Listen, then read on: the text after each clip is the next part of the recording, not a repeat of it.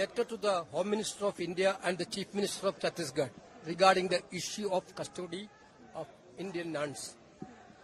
Basically, they belong to Kerala, but they are working in the field of Agra and Chhattisgarh. What happened exactly?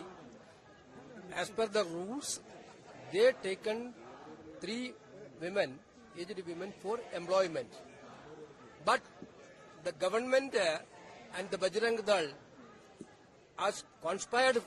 That is basically that is a trafficking issue. And initially they told they are taking for conversion. It was totally false. They already told the police that this is only legally we are taking it up.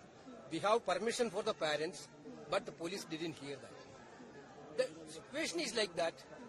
The atrocities on minorities in BJP ruled states are increasing day by day. This is not an isolated case. In Odisha, in Madhya Pradesh, in Chhattisgarh, in Manipur, every places they are haunting Christian institutions, Christian nuns and Christian fathers. There are so many incidents happened earlier also. We brought into the notice of the Honorable Home Minister and the respective Chief Minister, but there is no concrete action has happened.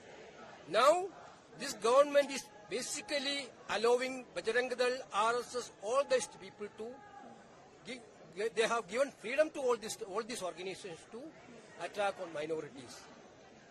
Basically, this is against the secular fabric of Indian constitutions.